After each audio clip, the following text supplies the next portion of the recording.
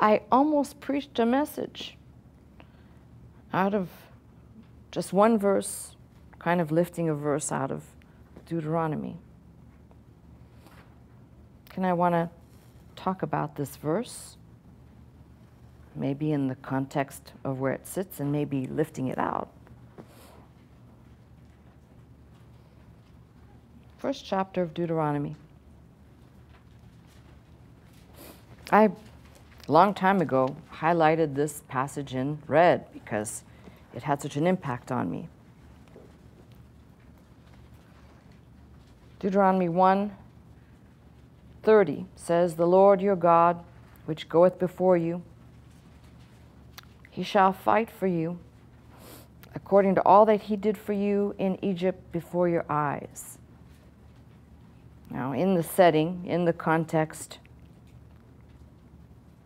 this is being said essentially to sort out the people who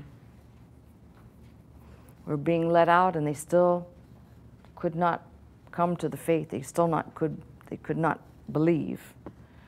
If you keep reading, it says, "And in the wilderness where thou hast seen how that the Lord thy God bare thee, as a man doth bear his son, in all the way that ye went until ye came into this place. Yet in this thing ye did not believe the Lord your God, who went before you," and so forth. And of course, the final capstone on this is only Caleb. He shall see it, and to him will I give the land, and so forth. So a man of faith would seize what God had promised. But that one verse, which I highlighted in red, taken out of the passage, which I seldom do. I don't tend to lift things out, has a huge impact for me, and it should for you too. For those people who are discouraged tonight, whether it's the report of a doctor, or whether it's the report of losing your job, or just in general, discouraged. I'll ask what the psalmist asked. Why are you disquieted? Why are you discomforted? Why are you downcast?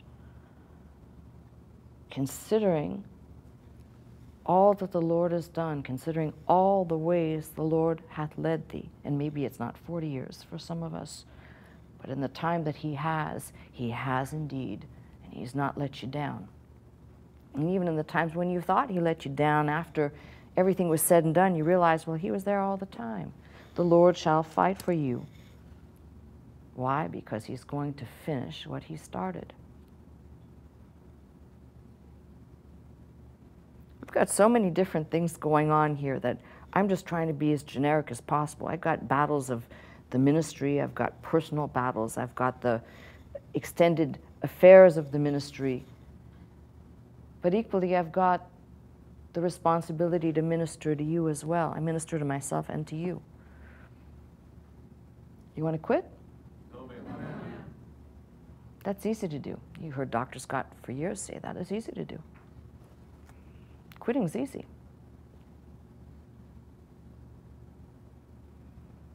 And if you really want to get excited about quitting, the devil will seek out the worst time, which should be actually your best time, strangely enough. Your worst time should be the time when you're clinging to him, claiming a passage. Lord, I know you'll fight for me. You're with me. You said you never leave me nor forsake me. But it's in those times, in the pressure cooker times, the devil will come and tempt you to throw in the towel. Now I'm asking, even the ones who are facing terrible news, whatever that news is, you going to quit or are you going to keep fighting? You're going to give way to the devil? Or are you going to say, I have one good fight left in me, whatever that is, and probably you got more, but at least just say you got one good one left. Usually when you say you got one good one, it means there's probably 20 more. You just think it'll be the last big one you have to do, and then the Lord will provide more for you to muster up the faith for. But I got one good one left inside me to fight.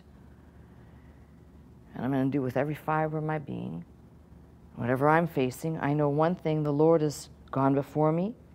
He's going to fight for me. If he started something, he's going to finish it. He's not a man that he should lie. He's not going to lead me somewhere and then leave me just spinning. Lord, I'm not looking at the scene. I'm looking at what I cannot see. I'm seizing the thing in your word that says, this is mine to claim. Tell me, what made Caleb so great? What made Caleb, of all the people, if you read that, verse 36, save Caleb, he's the only one. Go back for a second. It says here, surely there shall not one of these men of this evil generation see that good land which I swear to give unto your father. Save Caleb. What was so good about Caleb? Give me this mountain. That's what was so good about him. I'm sure there were other things that are not laid out so clearly, but that one thing. I believe that's what God has always been looking for. Stumble, you're always going to stumble. Falter, you're always going to falter. Even to the point of thinking, like the psalmist, my foot almost slipped. I almost became a wipeout. Maybe even did. But you get up again. You reach back in the book. And the toughest thing is, I said, mustering up that which says I got one good fight. Whatever that issue is right in front of you of discouragement, I know the Lord's going to grant me the ability to make it through. Maybe you're like the disciples tonight, praying, Lord, increase my faith.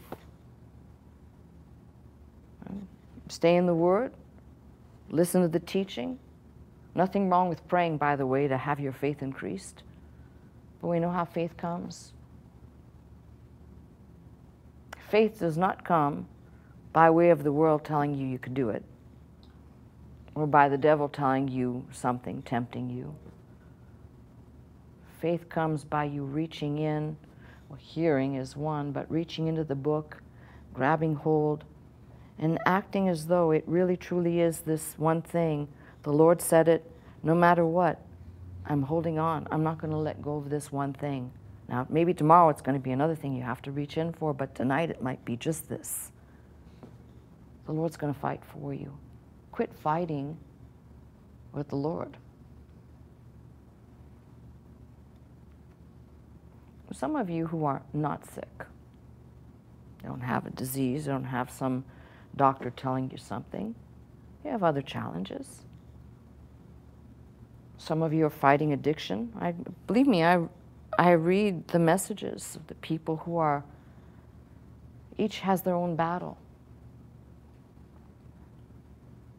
Let this word dwell richly in your heart. The Lord is able to do the impossible. The Lord is able to take something that looks like it's nothing and make it into something. He's able to make a way when there's no way. And I know it's been taken out of context many times, but his thoughts towards you are not, they're not thoughts of againstness. They're thoughts of shalom. They're thoughts of peace, bringing you to the position or the place where you're able to stand.